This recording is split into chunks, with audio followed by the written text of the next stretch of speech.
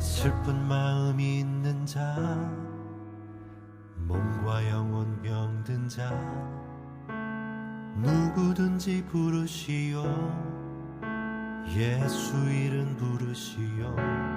그 이름을 믿는 자, 그 이름을 부르는 자, 그가 어떤 사람이든 그는 구원 얻으리.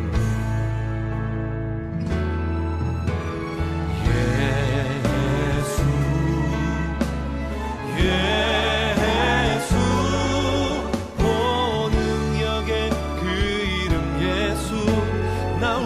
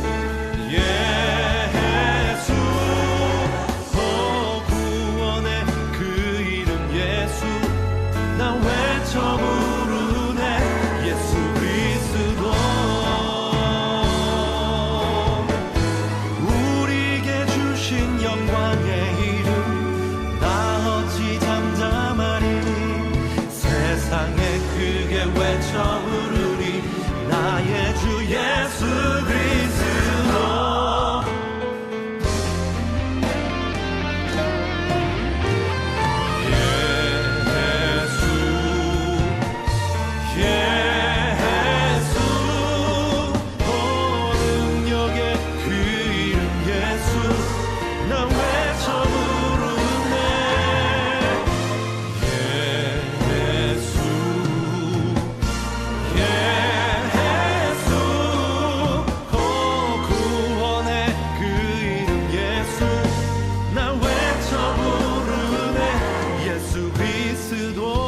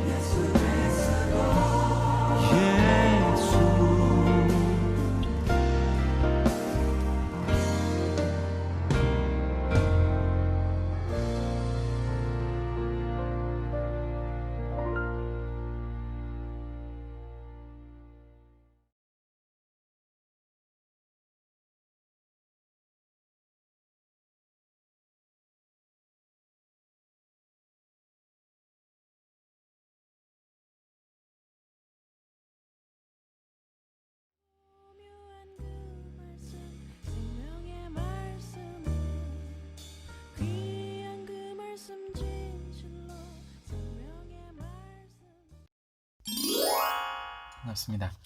오늘은 마태복음 9장 9절부터 13절의 말씀을 가지고 죄인을 부르러 왔노라 라는 제목으로 함께 말씀을 나누도록 하겠습니다. 예수님 당시의 식탁 교제가 오늘 본문에서 등장합니다. 그런데 우리가 아는 것처럼 이 당시의 식탁 교제는요, 단순히 음식을 나누는 정도의 자리가 아니었다는 것이죠. 그것은 종교적으로 또 문화적으로 신분적으로 구별의 표시였습니다. 바리새인들은 죄인으로 분류된 사람들과 더불어 앉아 식사했을까요? 식사하지 않았을까요? 식사를 하지 않았습니다. 당시에 이 바리새인적 유대군은요, 율법의 여러 가지 조목들을 이것저것 만들어내서 죄인들을 구별했어요. 단지 이 정결례를 지키지 않거나 율법을 자기네들이 만들어진 해설된 율법을 어겼기 때문이 아니라 심지어는 직업에 의해서도 죄인으로 규정했다라는 말입니다. 예를 들어서 이발사는 여성의 머리를 자주 만진다고 해서 유혹에 빠지기 쉽다고 해서 죄인이라고 규정했었고, 또 목자는 이 양을 도적질할 기회가 많다고 해서 죄인이라고 불렀고, 또 의사는 쉽게 환자를 속일 수 있다는 이유 등으로, 그러니까 무슨 죄를 짓기도 전에 이미 죄인으로 분류하고 규정했다라는 말입니다.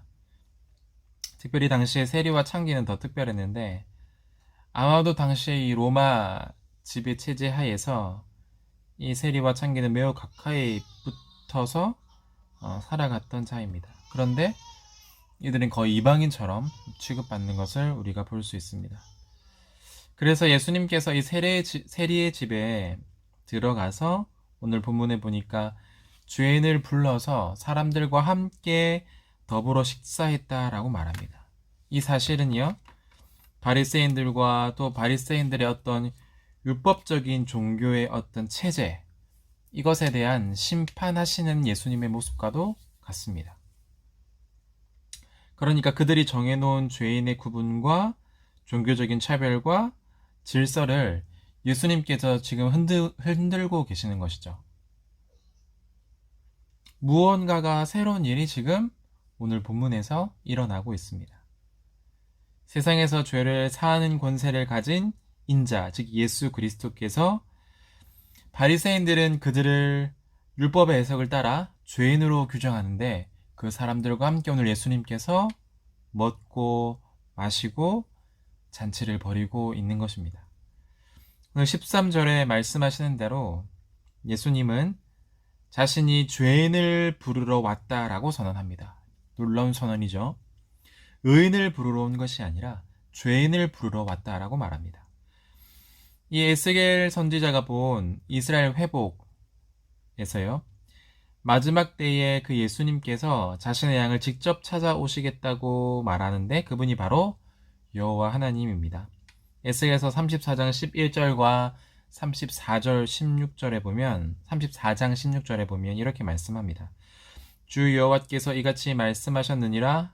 나 곧 내가 내 양을 찾고 찾되 그 잃어버린 자를 내가 찾으며 쫓기는 자를 내가 돌아오게 하며 상한 자를 내가 싸매주며 병든 자를 내가 강하게 하려니와 살찐 자와 강한 자는 내가 없애고 정의대로 그것들을 먹이리라 라고 말씀합니다. 잃은 자를 찾으며 상한 자를 싸매는 일, 그러니까 그들이 짓밟고 그들이 울타리 밖으로 밀쳐낸 살찐 자와 또 강한 자에 대한 심판이 여기 있다라고 말합니다. 당시 죄인들과 함께 했던 이 예수님의 식탁 교제의 잔치는요, 동시에 어떤 것을 또한 말해주냐면 살찐 자들, 또 강한 자에 대한 심판의 경고이기도 합니다. 예수님은 잃어버려진 받은 이스라엘, 그리고 하나님의 양무리를 찾으러 오시겠다고 약속하신 하나님의 뜻을 성취하시는 분이 바로 이 예수님이십니다. 그 약속을 이행하시고 사람들이 목격하는 죄 사하는 권세나 또 지금 바리새인들이 목격하는 예수님의 이 행동은 곧 하나님의 권세로 행해지는 일이기 때문입니다. 하나님께서는 이 바리새인들의 이 어쩌면 자의적인, 임의적인 이 율법 해석에 따라서 죄인이 된 자들을 예수님의 공동체 안으로 회복시켜 주고 계시는 것이죠. 이 말씀을 보다 보면 우리도 좀 그런 생각을 할 수 있을 것 같아요. 우리도 사랑의 한계를 이렇게 쭉 그려놓고 내가 생각하는 이 한계 안에 들어온 사람들은 사랑하고 또 섬기고 교제도 나누죠. 그런데 내가 생각한 그 바운더리 또는 한계에서 벗어난 사람들은 어떻게 합니까? 배척하고 배제하고 혐오합니다. 그들을 절대로 사랑하지 못한다라고 스스로 한계를 그어버리는 것이죠. 바리새인들의 모습이 곧 이와도 같습니다. 그 마음속이 곧 우리의 마음속과 같다라고 말할 수도 있겠습니다. 이 바리새인들은요, 이런 예수님의 모습 때문에 이제 더 이상 설 곳이 없습니다. 또한 그들의 율법의 해석, 말씀에 대한 해석도 근본적으로 도전을 받습니다. 왜냐하면 예수님 때문에 그렇습니다. 예수님이 하신 행동 때문에 그렇습니다. 사람들은 죄를 지을 때요, 그저 죄를 짓지 않습니다. 죄가 오래되면 또한 그 죄를 정당화하기 시작합니다. 처음에는 실수였는데 2번, 3번, 그리고 그것이 여러 번 반복되면 뭐 그럴 수도 있지, 나만 이런 일을 하는 것이 아닌데 라고 말하면서 이 죄를 정당화하기 시작합니다. 처음에는 부끄러워하지만 나중에는 그 수치심마저도 사라져 버립니다. 그래서 그 죄가 아니라고 스스로 정당화하기 시작합니다. 죄에 대한 정당화, 이것이 바로 바리새인들이 율법을 해석하는 데 작용하던 어쩌면 내적인 동기였다라고 말씀드릴 수가 있습니다. 하나님의 긍휼과 예수님의 불꽃 같은 눈은 이 바리새인들의 거짓 동기와 교묘한 정당화의 한 중심, 그 마음의 중심을 오늘 꿰뚫어 보고 계시는 겁니다. 그 이유는 참 사랑은 늘 진리와 함께 동행하기 때문입니다. 그러니까 참 믿음은 꼭 우리의 삶의 모습으로 드러나게 되어 있다라는 말입니다. 그래서 예수님께서는 그들에게 말씀하시죠. 너희는 가서 내가 긍휼을 원하고 제사를 원치 아니하노라 하신 뜻이 무엇인지 배우라 라고 13절에서 말씀합니다. 이미 호세아 선지자를 통해서 말씀한 바와 같이 율법이 정한 제사 제도가 아니라 율법 전체에 나타난 하나님의 뜻이 무엇인지가 분명히 호세아서 6장 6절에서 드러났었습니다. 바리새인들은 모세 율법을 붙들었지만 그것을 넘어서 선지자들을 통해 나타나신 하나님의 뜻과 계획, 하지만 그것을 놓치고 말아버렸다라는 겁니다. 이제 예수님께서는요, 이 구약의 선지서에서 이미 드러낸 율법의 중심의 의미가 무엇인지 말해주고 있는데, 그것은 바로 하나님의 긍휼이고 이웃 간의 긍휼이라는 점을 밝히 드러내십니다. 그것이 가장 큰 계명이라고 말씀하시죠. 하나님을 사랑하고 이웃을 사랑하는 것. 그뿐이 아니라 예수님께서 인용하신 이 제사를 원치 아니하노라 하신 이 말씀은요, 단지 긍휼이 제사 제도를 통해서 나타난 하나님의 뜻의 핵심이다라는 것을 뛰어넘어서 이 죄인들의 제사 제도가 더 이상 이제는 필요하지 않다라는 것을 말해주고 있습니다. 세상의 죄를 사하는 권세를 가지신 분이 이미 성전 밖에서 제사 제도라는 그 테두리 밖에서 죄 사함으로 병 고침을 받은 사건 9장 5절에 등장하는데, 그것을 통해 우리는 알 수 있습니다. 예수님께서는 자신 안에 죄인들이 하나님과 화목잔치를 벌일 수 있다는 복음을 몸소 보여주셨습니다. 그것은 죄를 사하는 권세를 가지셨기 때문입니다. 예수님께 있어서 죄의 사함, 곧 구약의 제사 제도를 통해서 나타나는 하나님의 뜻인 긍휼하심입니다. 의인을 부르러 온 것이 아니다 라고 13절에서 말씀합니다. 의인을 부르러 온 것이 아니다. 이 말씀은요, 바리새인들처럼 스스로 의인이라고 생각하는 자들, 스스로 건강하다고 생각하는 자들, 스스로 자기 자신은 바르다라고 생각하는 자들에게 아무런 구원의 기회가 없다라는 뜻은 아닙니다. 예수님께서도 그 바리새인들을 지금 초청하고 부르고 계십니다. 그들에게도 얼마든지 기회가 있습니다. 왜 그렇게 생각하냐면, 그렇지 않다면 예수님께서 그들에게 긍휼을 원하고 제사를 원치 아니하노라 하신 뜻이 무엇인지 배우라고 말씀하실 필요도 없었을 것이기 때문입니다. 그렇다면 예수님께서 하시는 일과 이 천국의 복음을 받아들이기 위해선 자신이 스스로 죄인이며 자신이 하나님 앞에서 병든 존재임을 깨닫고 인정해야 합니다. 이것이 굉장히 중요합니다. 우리는 의인이면서 동시에 죄인입니다. 죄인이면서 동시에 의인입니다. 그러니까 죄인이라는 사실들을 우리가 늘 자각해야 한다라는 말입니다. 자신의 구원을 방해하는 것은요, 무엇일까요? 바로 그 자신의 욕심과 욕망과 완악함입니다.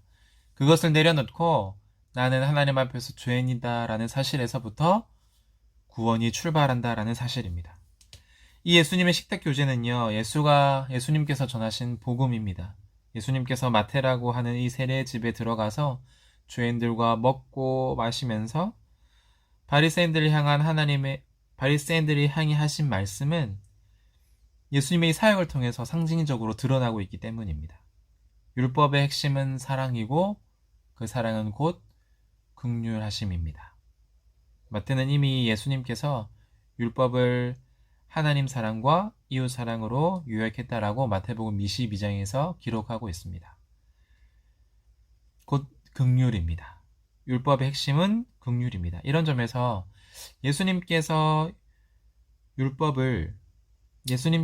이 죄인들과 함께 하신 이 식탁 교제는요, 그 행동 자체가 행동으로 보여준 설교라고 할 수 있습니다. 한편의 설교. 이렇게 제가 말로 하는 설교가 아니라 예수님께서는 삶의 모습으로 어쩌면 설교를 하고 계시는 것이죠. 예수님께서 이 세리와 죄인들과 함께 식탁 교제하는 이 모습들은요, 이 당시의 사람들에게 매우 큰 어쩌면 영향을 가져왔을 것 같아요. 왜냐하면 이 세리들과 이 이방인들과 죄인들과 함께 식사 교제를 하지 않았기 때문입니다. 그 당시 사람들은. 당시 유대 지도자들에게 더할 수 없는 더 큰 도전으로 또한 다가왔을 것입니다. 그 죄인들과 세리들은요, 이 사회에서 율법적인 시스템에 의해서 어쩌면 이 언약의 공동체라는 이 테두리 안에서 벗어난 사람들, 그러니까 이 테두리 안에 들어오지 못했던 시스템에서 밀려난 자들이었습니다. 그런데 하나님의 아들 예수 그리스도가 그 교제 가운데로 불러들이고 있는 것이죠. 그러니까 곧 예수님과 그들은 이 바리새인들이 만들어 놓은 이 율법적인 시스템을 부인하는 사람들입니다. 당시 유대교 안에서 이 식탁 교제는 아까도 서두에도 말씀드렸지만 종교, 사회, 그리고 정치적인 행동이었습니다. 뭐 지금으로 따지면 뭐 고위공직자랑 밥 한 끼 먹는 거 우리가 뭐 특별하게 여기지 않는데 뭐 자랑거리는 될 수 있겠죠. 그런데 이 당시에는 그런 식탁 교제는 종교와 사회와 정치적인 행동이었다라는 겁니다. 따라서 이 스스로 이 메시아적인 관점을 한 곳에 모으던 이 예수님께서요, 죄인들과 식탁 교제를 하는 것은, 이목을 집중시켜서 그 죄인들과 식탁 교제를 하는 것은 당시 유대교, 특별히 바리새인들에 의해서 주도된 체제, 어떤 형식, 어떤 그들만의 테두리와 공동체, 이런 것들을 뒤흔들고 부수는 놀라운 사건인 것이죠. 당시의 대중적인 영향력을 바탕으로요, 이 정치적인 권력에도 가까웠던 이 바리새인들의 그룹은요, 할카나라는 이 구전 모음집으로 정리되기 시작해서 이것을 가지고 그들이 활발한 율법 해석과 적용들, 또 그런 활동들을 통해서 이런 바운더리들, 공동체들을, 정치적 영향력들을 만들어 왔던 사람들입니다.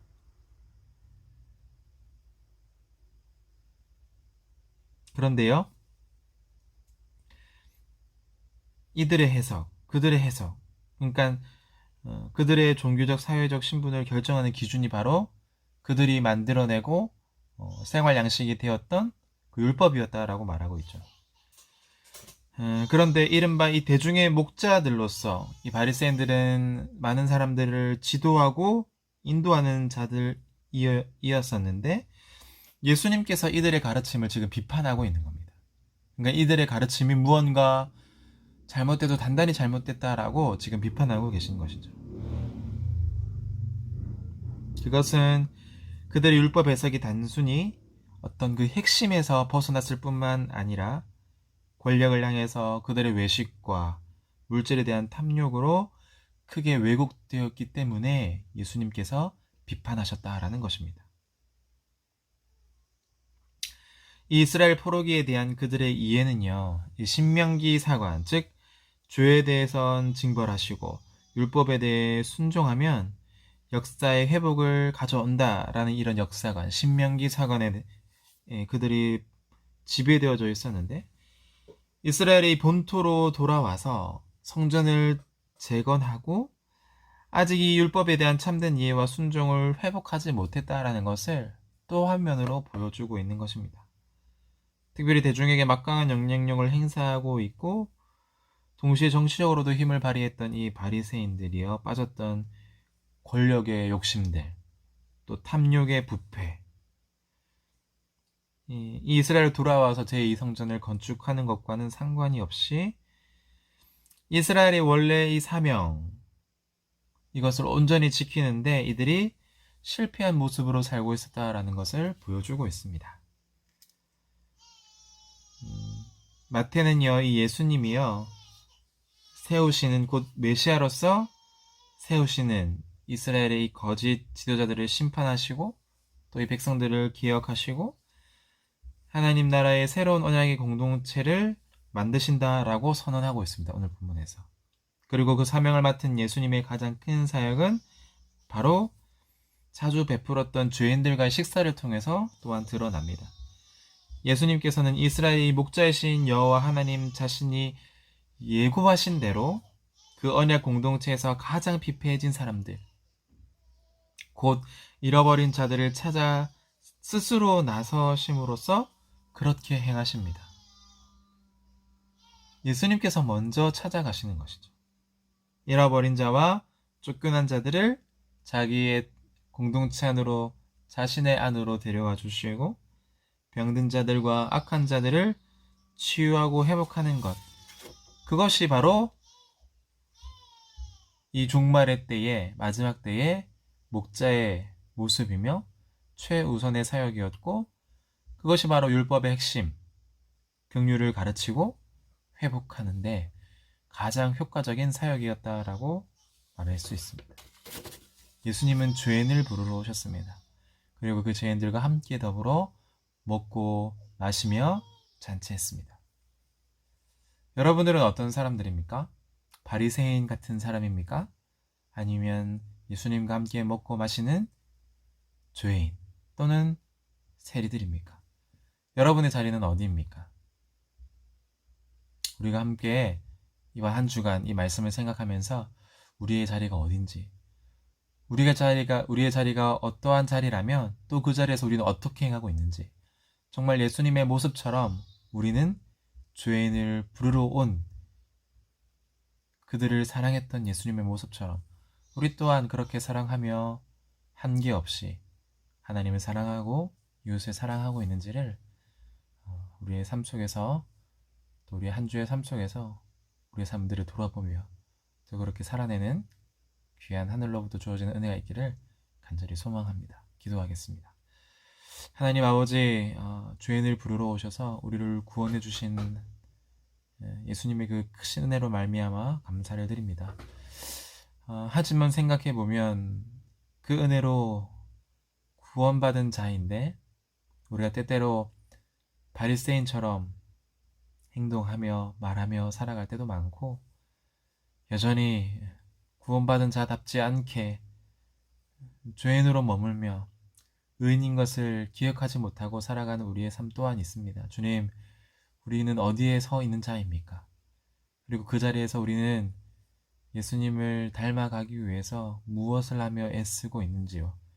하나님, 간절히 바라고 원하기는 예수님께서 죄인을 위해서 이 땅에 오셨던 것처럼, 그래서 우리에게 가장 큰 율법인 긍휼하심으로 하나님 사랑과 이웃 사랑을 가르쳐 주신 것처럼 우리 또한 예수를 모르는 수많은 죄인들에게, 또 예수를 알지 못하는 많은 사람들에게 이 긍휼의 예수 그리스도를 또 증거하며 또 삶으로 살아내게 하시고, 하나님의 사랑과 또 이웃 사랑을 진실로 실천함으로 이 땅에 하나님의 나라를 세워가는 귀한 믿음의 사람들이 다 되어지게 도와주시옵소서.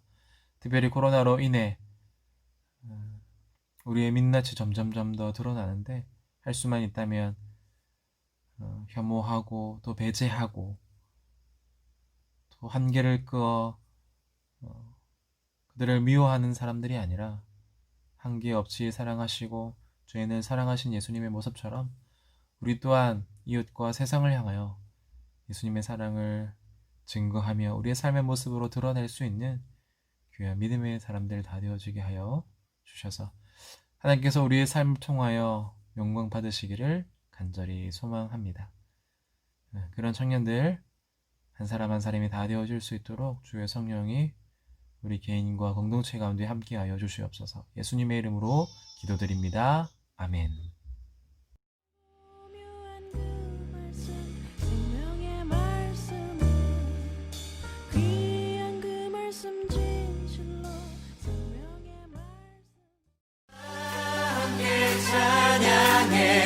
나 선포하라 우리 주께 소개해. 주는 우리의 왕 되십니다. 주는 우리 왕